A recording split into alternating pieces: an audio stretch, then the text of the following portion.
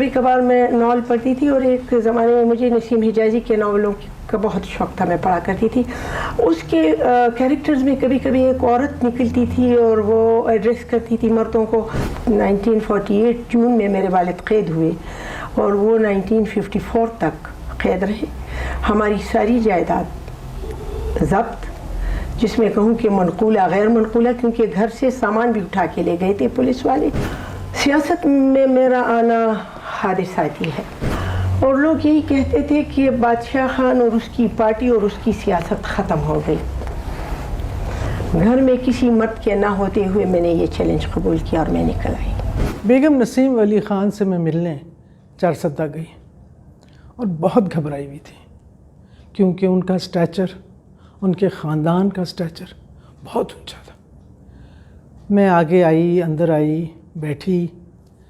بیگم صاحبہ کے نوکروں نے ہمیں اٹینڈ کیا، ہم نے کیمرے ویمرے سیٹ اپ کیے، اور کچھ سب خاموش تھے. بیگم صاحبہ تشریف لائیں اور ہم سب کی طرف دیکھا، بیٹھیں اور پوچھنے لگیں، جی میں آپ کے لیے کیا کر سکتی ہوں؟ اور میں نے گفتگو شروع کی. ارے کمال ہو گئی. She was so comfortable to talk to, she was so informative, so hospitable. It was one of the most delightful afternoons I have spent. یہ میری ان سے آج تک پہلی اور شاید آخری ملاقات تھی. لیکن Begum Nasim Wali Khan is a great stalwart in the politics of Pakistan. جب آپ چھوٹی سی تھیں تو کیا سوچا کرتی تھی، کیا بڑے ہو کے کیا بنیں گی؟ جب میں چھوٹی تھی، جب میں پڑھ رہی تھی، تو میرا خیال یہ تھا کہ میں ڈاکٹر بنوں گی. اچھا. لیکن میرے خاندانی حالات، جیسے کہ آپ کو معلوم ہے کہ میں بہت پرانے دقیانوسی قسم کے خاندان سے تعلق رکھتی ہوں. اس آپ وجہ کہہ سے سکتی ہیں، ہماری تو مجال ہے. جس کی وجہ سے میں اپنے اس خواب کو پورا نہ کر سکی. لیکن یہ ایک بات آپ کو بتاؤں کہ کبھی کبھار بچپنے میں ناول پڑھنے کا بہت شوق ہوتا تھا. کبھی کبھار میں ناول پڑھتی تھی، اور ایک زمانے میں مجھے نسیم حجازی کے ناولوں کا بہت شوق تھا، میں پڑھا کرتی تھی. اس کے کیریکٹرز میں کبھی کبھی ایک عورت نکلتی تھی اور وہ ایڈریس کرتی تھی مردوں کو. کبھی کبھی دل میں ایک خیال آتا تھا کہ کہیں ایسا ہو سکتا ہے کہ میں بھی کروں. صرف خیال آتا تھا. تھوڑا سا بتائیے، آپ نے مجھے لفظ دقیانوسی میں کتابوں میں پڑھتی ہوں، سنا نہیں میں نے کبھی کسی سے. کچھ گھر کے حالات ذرا بتائیے. گھر کے حالات آپ کس کو دقیانوسی سمجھتے ہیں؟ دقیانوسی میں نے کہا ذرا سخت لفظ میں نے استعمال کیا. ہمارا خاندان پرانا خاندان ہے، اور جیسے کہ آپ کو معلوم ہے کہ جتنے بھی پرانے خاندان ہیں ان کے کچھ روایات ہیں. اور روایتی وہ پردے کی جو سختی ہے، اس کی وجہ سے مجھے ہاسٹل جانا پڑتا تھا آگے کی پڑھائی کے لیے. کیونکہ ہمارے مردان میں جہاں میں پڑھتی تھی، میں پیدا ہوئی ہوتی نہیں ہوں لیکن میں پڑھتی تھی مردان میں، تو وہاں پہ ہمارے کالج نہیں تھا. تو اسکول کی پڑھائی کے بعد مجھے کالج جانا پڑتا تھا، جس کے لیے مجھے میری فیملی نے اجازت نہیں دی. اگرچہ میرے والد اس بات میں میرے ساتھ تھے، لیکن ان دنوں وہ چونکہ جیل میں تھے، وہ میری کچھ مدد نہیں کر سکے. اسی طرح سے میری پڑھائی چھوٹ گئی. جیل میں تھے، پھر آپ نے یہ وقت تو کافی سخت کاٹا ہوگا، کیونکہ جیل والے والد صاحب تو ادھر بھی کچھ تھے، تو وہ مشکل وقت ہوتا ہے خاص طور پہ. یقیناً وہ جیل تو آج کل کے لوگ جیلوں میں جاتے ہیں تو میں ہنستی ہوں کہ بری مام کے میلے میں گئے. ہمارے وقت کے جیل خانے بہت سخت تھے. میرے والد اس پارٹی سے منسلک تھے جنہوں نے انگریزوں کے خلاف جدوجہد کی. لیکن کمال کی بات یہ ہے کہ جس جیل کی میں بات کرتی ہوں، یہ آزادی کے بعد کی جیل ہے. آزادی ملنے کے بعد 1948 جون میں میرے والد قید ہوئے اور وہ 1954 تک قید رہے. ہماری ساری جائیداد ضبط، جس میں کہوں کہ منقولہ غیر منقولہ، کیونکہ گھر سے سامان بھی اٹھا کے لے گئے تھے پولیس والے. اور وہ 6 سال ہم نے گزارے. صرف میں یہ کہوں گی کہ اپنی ماں کے اس پختہ ایمان پہ اور اس کے اس ہمت اور حوصلے پہ جو اسی کا حصہ تھا، کسی اور کا حصہ نہیں ہو سکتا. اگر میں آپ سے پوچھوں کہ کچھ اگر آپ تھوڑا سا اپنی والدہ کے بارے میں بتائیے کہ انہوں نے وہ وقت کیسے کاٹا، اور انہوں نے آپ کو اس وقت کیا سکھایا، کیا بتایا، کیا سمجھایا؟ ہماری امید کس طرح دلائی؟ ہماری والدہ بہت صابر طبیعت کی خاتون تھی، کم گو، بہت خوش مزاج قسم کی عورت تھی. اور اس کی شادی ایسے وقت میں ہوئی تھی جب کہ وہ 13.5 سال کی تھی. اس نے ایک جوائنٹ فیملی سسٹم میں گزارا کیا تھا، لیکن جب میں نے ہوش سنبھالا تو ہمارے گھر میں صرف ہماری والدہ تھی اور ہمارے والد تھے. ہمارے دادا دادی فوت ہو چکے تھے. تو ہماری ماں کو اللہ نے صبر دیا تھا اور استقامت دی تھی، حوصلہ بھی دیا تھا. تو اس حوصلے نے ہمارا حوصلہ بڑھایا، اور وہ ہمیں ہمیشہ یہی کہا کرتی تھی کہ بچوں، رات جتنی بھی لمبی ہوتی ہے اس کے بعد صبح ضرور ہوتی ہے. اور 5-6 سال کی رات کے بعد صبح آئی اور ہمارے والد رہا ہو گئے. آپ جاتی تھیں اپنے والد صاحب کو دیکھنے جیل میں؟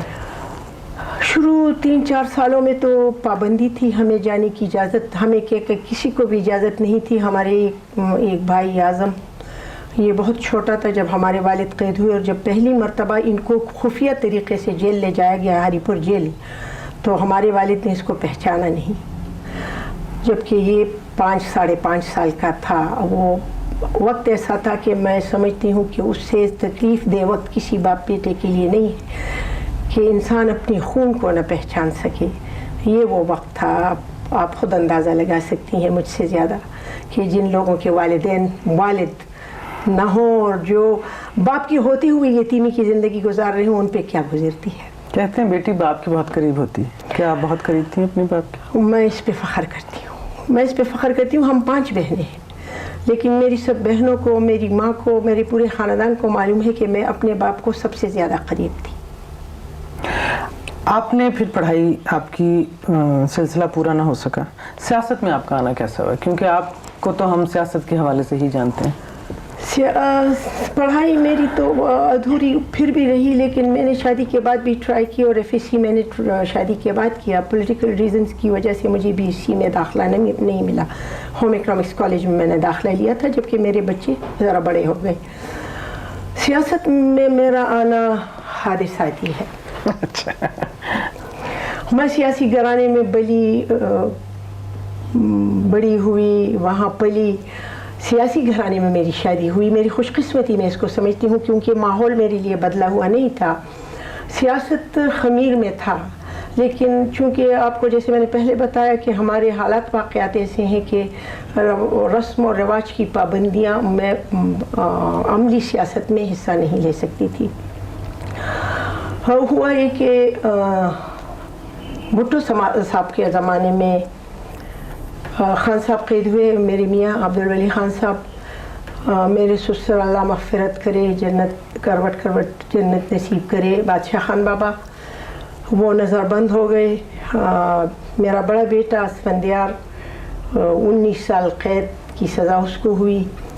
میرا ایک بھائی جو ایک ہے، اکیلا بھائی، اس پہ 85 بلاسٹ کے مقدمے بنے اور وہ افغانستان فرار ہو گیا. اور لوگ یہی کہتے تھے کہ بادشاہ خان اور اس کی پارٹی اور اس کی سیاست ختم ہو گئی. گھر میں کسی مرد کے نہ ہوتے ہوئے میں نے یہ چیلنج قبول کیا اور میں نکل آئی. یہی وہ حادثہ تھا جو میں کہتی ہوں کہ حادثاتی طور پہ میں سیاست میں آئی ہوں، اور وہی حادثہ ابھی تک چل رہا ہے. کچھ بتائیے بیگم صاحبہ، آپ کا تعلق اس ایسے صوبے سے ہے جس نے آپ نے خود کہا روایت بہت زیادہ ہیں اور خواتین کو اتنا آگے نہیں آنے دیا جاتا، اور پھر ان حالات میں آپ نے عملی سیاست میں قدم رکھا. اس وقت کا کچھ بتائیے گا کہ آپ نے اس وقت سوچا کہ فیصلہ کرنا اور چیز ہوتی ہے، فیصلے کو پورا کرنا اور چیز ہوتی ہے. ابتدا میں مجھے بڑی دقت ہوئی، اور میرا پھر اس صوبے میں نکلنا، باقی صوبوں میں تو میں نکلتی تھی تو اس پہ میرے ساتھیوں کو اعتراض بھی نہیں تھا، لیکن اس صوبے میں نکلنا میرا بہت ہی مشکل تھا، کیونکہ مجھے صلاح مشورہ دینے والا بھی کوئی نہیں تھا کہ میں اس سے پوچھوں. باپ نہ ہو، بھائی نہ ہو، میاں نہ ہو، بیٹا نہ ہو، سسر نہ ہو. اس اعتبار سے میں سوچنے کے لیے میں ایک ہی آدمی، جسے اللہ مغفرت کرے، میرے نند کا میاں یحییٰ جان خان، وہی تھے. جب میں نے ان سے پوچھا کہ جب یہاں کے میرے بچوں نے اور ساتھیوں نے تکرار کیا کہ آپ نے نکلنا ہے، ایک پارٹی فنکشن تھا پریس کلب میں، ایک سردار شیرباز خان مزاری جو اس وقت پارٹی کے ہمارے سربراہ تھے، ان کو دعوت دی تھی. تو یہاں پہ پارٹی تقریباً 2 حصے ہو گئی. کچھ لوگوں نے کہا کہ یہ نکلے گی، کچھ لوگوں نے کہا کہ یہ نہیں نکلے گی، اور میں اس مخمصے میں ادھر کے ادھر. میں نے پھر یحییٰ لالا کو ٹیلی فون کیا اور میں نے کہا لالا پلیز آپ آ جائیے. جب لالا آئے میں نے کہا لالا یہ صورتحال ہے اب میں کیا کروں. انہوں نے کہا اللہ کا نام لے کے نکلو. اللہ کا نام لے کے میں نکلی. طبیعت میں خود یوں سمجھتی ہوں کہ جو اللہ کی طرف سے دین ہے وہ میں نے یہ پائی ہے کہ یا تو کوئی کام کرو نا اور اگر کرو تو پھر اسے ٹھیک اور صحیح طریقے سے کرو. یہی ڈٹرمنیشن ہے جو آج ابھی تک مجھے سیاست میں رکھی ہوئی ہے. آپ نے پھر عملی سیاست میں حصہ لینا شروع کر دیا. آپ تھوڑا سا مجھے بتائیے کہ اس میں آپ کو مزہ آتا تھا پھر جو ڈسکور چو. یقیناً وہ تو پھر میرے لیے ایک جیسے لوگ ڈسکوری کرتے ہیں اسی طرح ایک سے دوسرا دن اور دوسرے سے تیسرا دن. اور جب خان صاحب جیل سے آئے تو میں نے ان کو یہی کہا, میں نے ان کو کہا کہ سیاست کے یہ جتنے سال میں نے آپ کے بغیر گزارے ہیں مجھے یوں لگتا تھا کہ کوئی غیبی طاقت مجھے انگلی سے پکڑے ہوئے مجھے راستہ دکھا رہی ہے. میں نے کبھی کسی مرحلے پہ مشکل محسوس نہیں کی اور اس میں مجھے اس میں کوئی وہ نہیں ہے, جھجک نہیں ہے کہ میں کہوں کہ میرے قریبی ساتھیوں نے میرا بہت ساتھ دیا اور انہوں نے مجھے بہت حوصلہ دیا. بابا کے پرانے ساتھیوں میں بہت لوگوں نے میرے سر پہ ہاتھ رکھ کے کہا کہ بیٹی ہم بابا کے ساتھ تھے, تمہارے والد کے ساتھ تھے اور اب تمہارے ساتھ ہیں, جس سے مجھے بہت حوصلہ ہوا اور میرا تجسس دن بدن بڑھتا گیا. پھر حالات اور واقعات کچھ ایسے ہوئے کہ تحریک شروع ہوئی, پی این اے کی موومنٹ شروع ہوئی. پھر اس پی این اے کی موومنٹ میں ایسے گم ہو گئی کہ صبح کو میں 6 بجے کے قریب نکلتی تھی اور رات کو 12 بجے کے قریب گھر واپس آتی تھی. اور مجھے یہ احساس نہیں تھا کہ تھکاوٹ کس کو کہتے ہیں, بیماری کس کو کہتے ہیں, آرام کس کو کہتے ہیں. ایک ایسا تسلسل بنا کہ اس سے میں نکلنے کی کوشش کرتی بھی تو نہیں نکل سکتی تھی اور ہر ایک دن میرے لیے ایک نیا امتحان ہوتا تھا. اور ہر ایک دن رات کو میں یہ سمجھتی تھی کہ آج جس مورچے پہ میں نے چڑھنا تھا وہ مورچہ میں نے فتح کر لیا, اب اگلے مورچے کی اگلے مورچے کی تیاری ہونی چاہیے. لیکن صاحب یہ بتائیے سیاست سکھائی جا سکتی ہے؟ سیاست کتابوں میں تو سکھائی جا سکتی ہے, عملی سیاست اللہ کی دین ہے. یعنی آپ اس کو بھی ٹیلنٹ کہیں گی؟ یقیناً میں کہوں گی کہ میں نے کوئی سیاسی کتاب نہیں پڑھی. تو پھر آپ کو سیاست کس نے سکھائی, کیسے سیکھی؟ میں نے اپنے ماحول سے سیاست سیکھی, میں نے اپنے والد سے سیاست سیکھی اور والد سے زیادہ بڑھ کے تو پھر میں نے اپنے سسرال میں سیاست سیکھی. بابا جیسے شخص کے ساتھ کہ میرے خیال میں دنیا کے بہت سے لوگ اس ارمان میں ہوں گے کہ کوئی زندگی کا لمحہ ان کے ساتھ گزار سکے. میں نے ان کے ساتھ اپنی زندگی کے 35 سال گزارے ہیں. اچھا, جب آپ لفظ سیکھا کہتی ہیں تو باقاعدہ گفتگو ہوتی تھی, آپ صرف بیٹھ کے سنتی تھیں یا ایک ماحول تھا؟ تھوڑا سا اس پہ وضاحت. میں تو پہلے یہی جیسے میں نے پہلے آپ کو بتایا کہ میں باہر نہیں نکل سکتی تھی, تو یقیناً میں باہر کے جو ڈسکشن ہوتی تھی ان کی پولیٹیکل یا جو تھی وہ میں نہ دیکھ سکتی تھی نہ میں سن سکتی تھی. لیکن جب یہ باپ بیٹا یا جو بھی قریبی لوگ ہوتے تھے جن سے میرا پردہ نہیں تھا وہ آتے تھے, یہ بات کرتے تھے تو میں سنا کرتی تھی اور وہ سننے سے آہستہ آہستہ آہستہ آہستہ مجھے بولنے کی بھی عادت پڑ گئی. پھر میں نے بولنا شروع کیا اور جب میں نے سیاست میں بولنا شروع کیا تو پھر مجھے یہ احساس ہوا کہ یہ تو شاید یہ ایسا فن ہے کہ میں بھی کر سکتی ہوں. آپ نے ابھی ذکر کیا کہ آپ کے دوستوں نے, آپ کے قریبی پارٹی ممبرز نے آپ کی بہت حوصلہ افزائی کی. میں آپ سے یہ پوچھنے کی جرات کروں گی کہ آپ کے دل شکنی بھی کی ہوگی؟ یقیناً بہت سے ایسے ساتھی, اپوزیشن بھی آئی ہوگی. یقیناً میری اپنی پارٹی کو میں کیا کہوں, میرے اپنے خاندان میں اللہ بخشے میرے ماموں تھے, میرے 2 ماموں تھے اس وقت. چونکہ میں جیسے میں نے کہا کہ میرا جو اپنا خاندان ہے وہ بنسبت کہ میرے سسرال سے بہت آرتھوڈاکس ہے, انہوں نے میری بہت سخت مخالفت کی اور انہوں نے تقریباً کوشش یہ کی کہ میں باہر نہ نکل سکوں, لیکن میں نے ہار نہیں مانی. بیگم صاحبہ آپ بیوی بھی ہیں ماشاءاللہ, ماں بھی ہیں, یہ بہت سیکریفائسز ہیں, اس میں کوئی نہ کوئی کونا تو پھر رہ جاتا ہے نا گھر کا. یا یقیناً میں نے انتہائی کوشش یہ کی ہے کہ میں اپنی وہ جو ذمہ داریاں ہیں ان کو بھی نبھاؤں, گھرداری کو بھی نبھایا کرتی تھی, شادی غمی میں بھی شرکت کرتی تھی, دوستوں عزیزوں سے بھی ملا کرتی تھی, کبھی کبھی رات کے 12 لیٹ شو پہ बशीर खान मौजूद है। कैंपेन से थके हारे आके तो लेट शो में चले जाते थे, रात को 2 बजे आते थे, सुबह को 6 बजे फिर निकलते थे। कोशिश में ये बहुत करती थी कि मैं जस्टिफाई कर सकूं, इंसाफ कर सकूं। हालांकि इंसाफ नहीं हो सका मेरे घर मैं के यहाँ पे आपको खींच के लाना चाह रही थी। मेरे घर के साथ इंसाफ नहीं हुआ, मेरे बच्चों के साथ इंसाफ नहीं हुआ। मेरे बच्चों की जितनी सरपरस्ती मुझे करनी थी, क्योंकि मेरे तो मियाँ भी घर में नहीं थे, वो मैं नहीं कर सकी। मैं अपने घर की उस माहौल को बरकरार नहीं रख सकी। लेकिन मैंने इंतहाई कोशिश ये की कि मेरे बच्चे, चूँकि वो भी इसी माहौल के बच्चे थे, उनको भी ये एहसास था कि जो काम मैं कर रही हूँ वो घरदारी से ज़रूरी है और वो भी एक ज़िम्मेवारी मुझ पे आयद है।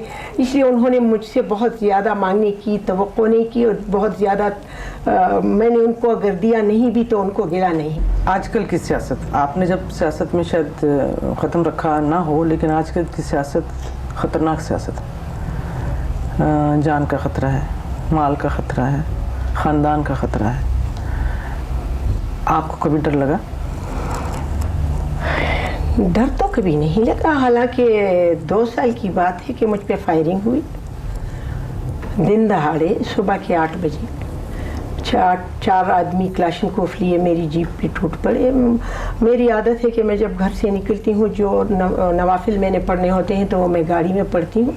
मैं सजदे में ना होती तो मेरा सर ना होता, क्योंकि मेरे हेड रेस्ट पे से गोलियाँ गुजर चुकी थी। तो उस वाक़े के बाद तो कुछ डरना अगर था भी तो वो ख़त्म हो गया, क्योंकि मारने वाले से बचाने वाला बड़ा है और बेइज्जत करने वाले से इज़्ज़त देने वाला बहुत बड़ा है, बड़ी हस्ती है। इसलिए डर मुझे कभी नहीं लगा किसी मौके पे। कभी ये ख्याल आता है कि शायद मैं कुछ और कर, डॉक्टर ही बन जाती तो ठीक था? अब तो जहाँ हूँ वहाँ बहुत खुश हूँ। सही। डॉक्टर बन जाती तो यकीनन मैं खिदमत खल्क बेहतर तरीके से कर सकती, क्योंकि आज के माहौल में, सियासत में मैं खिदमत खल्क नहीं कर सकती जो होना चाहिए। डॉक्टर होती तो बेहतर सूरत में खिदमत कर सकती, लेकिन मुझे अफसोस नहीं है, तासुफ नहीं है इस बात का। ये बताइए बेगम साहबा कि आपने अब जब सियासत में कदम रख लिया तो आपकी जो अब बच्चे हैं वो, उनको आपने क्या सिखाया? जो आपने बताया कि अपने ससुर से सीखा, अपने घर में सीखा, अब आपके घर में भी वही एटमॉस्फेयर है जो वहाँ था, या आप उनसे कह रहे हैं कि बेटा ये काम ना करना और जो मर्जी कर लो? मैंने कभी उनको ये नहीं कहा, लेकिन बच्चों में 2 किस्म के बच्चे निकले। एक बच्चों ने तो हमको देखा और वो हमारे कदम पे कदम रख के निकले, जैसे असफंदियार आज असेंबली में बैठा है और हर हक की आवाज़ के लिए लड़ रहा है। बच्चियाँ मेरी जो थी वो एक तरह से नालायक थी, क्योंकि जब जैसे आपने ख़ुद फरमाया कि बच्चियाँ बाप के बहुत करीब होती हैं, तो जब बाप की क़ैद-ओ-बंद होती है तो वो लड़कों से ज़्यादा लड़कियों पे असरानंदाज होती है, और जो मुश्किलात हैं, जो घर में तकालीफ होती हैं, तो लड़कों से ज़्यादा लड़कियों को, उनको ये सियासत कोई अच्छी चीज़ नहीं लगी। लेकिन जैसे मैंने कहा कि मैं हादसाती तौर पे सियासत में आई हूँ, उसी तरह मैं ये कहूँगी कि जब मुझे यहाँ पे अरेस्ट किया गया जुलूस के दौरान, तो मेरी बड़ी बेटी निकली, मेरी बहन निकली। जब उनको हाउस अरेस्ट किया तो मेरी छोटी बेटी जो आज डॉक्टर है वो निकल आई, जुलूसों में आती रही। तो अगरचे वो इनकार करते रहे कि हम सियासी नहीं है, लेकिन वो जो चीज़ उनकी मिट्टी में है वो तो निकल नहीं सकती। अक्सर मेरे पास जो लोग आते हैं तो वो यही कहते हैं कि बीबी आपने ख़वातीन के हकूक़ के लिए क्या किया? तो मैं उनको यही कहती हूँ कि पहले ये मर्द अपने हकूक़ तो हासिल कर लें, तो फिर बाद में देखा जाएगा, क्योंकि हकूक़ वो है जो मर्द और औरत के यकसां होने चाहिए। ये ख़वातीन के हकूक़ की तो मैं सिरे से ये एक तफरीक पैदा करता है। जिस पार्टी से मैं ताल्लुक़ रखती हूँ वो अपने को प्रोग्रेसिव पार्टी कहती है, सेकुलर पार्टी कहती है। उस एतबार से मुझे औरत और मर्द में कोई तमीज़ नज़र नहीं आती। मैं समझती हूँ कि मुआशरा तरक्की करे, उस मुआशरे में मर्द और औरत यकसां तरक्की करे।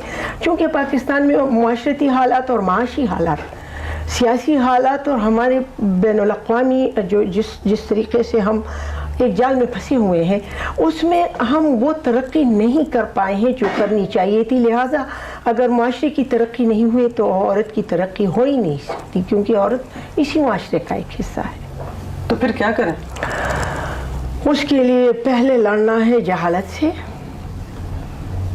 और जब हम जहालत से लड़ेंगे उसके साथ साथ हमने एक बहुत ज़रूरी चीज़ جس کے بہت سے لوگ مخالف بھی ہیں، کہ ہماری آبادی اتنی تیزی سے بڑھ رہی ہے جس پہ کنٹرول نہ کرنا ایسا ہے جیسے ہم ایٹم بم پہ بیٹھے ہیں، کیونکہ 10 سال 20 سال 30 سال گزرنے کے بعد اسی پاکستان کی آبادی دگنی ہو جائے گی. آمدنی کا کوئی ذریعہ نہیں، پیداوار بڑھانے کا کوئی ذریعہ نہیں، نوکریاں دلانے کا کوئی ذریعہ نہیں، انڈسٹریلائزیشن اتنی ہو نہیں رہی، زمینیں کم ہوتی جا رہی ہیں، لوگ بڑھتے جا رہے ہیں. ایک سب سے بڑا جو ہمارا مسئلہ ہے جہالت کے ساتھ ساتھ وہ اپنی آبادی پہ کنٹرول کا مسئلہ ہے. آج اگر میں آپ سے کہوں بیگم صاحبہ کہ 30 سال گزرنے کے بعد اگر آپ دیکھیں تو آپ اپنے میں کیا فرق پاتی ہیں؟ جو نسیم ولی خان اس وقت عملی سیاست میں آئی تھی اور آج جو عملی سیاست میں ہے، how do you feel that you have changed for the better? For the better یقیناً، کیونکہ زندگی کا ہر دن ایسا ہے جیسے کتاب کا ایک ورق الٹا ہے. روزانہ انسان کچھ سیکھتا ہے، نئی چیزیں سیکھتا ہے، علم میں زیادہ. یہ تو کوئی انسان عقل کل نہیں ہوتا. اور میں نے تو جیسے آپ کو کہا کہ میری تو تعلیم چھوٹی، میری تعلیم پوری نہیں ہوئی. اس کے بعد جب میں سیاست میں آئی میں نے یہی محسوس کیا کہ ہر آدمی سے جب میں ملتی ہوں، ہر بشر سے میں ملتی ہوں، آدمی نہیں کہوں گی، تو اس سے مل کے جب ان سے میں بات کرتی ہوں تو میں یقیناً کوشش کرتی ہوں کہ ان کی باتوں سے کچھ نہ کچھ سیکھوں. اور وہ میں کہتی ہوں کہ زندگی کا ہر دن ایک تعلیم کا سلسلہ ہے. انسان جب تک زندہ ہے وہ سیکھتا جاتا ہے. 40 سال پہلے وہ تجربہ، وہ نظر، وہ سطح قلبی، وہ استقلال اور استقامت جو آج میں 40 سال پہلے مجھ میں ہو ہی نہیں سکتی.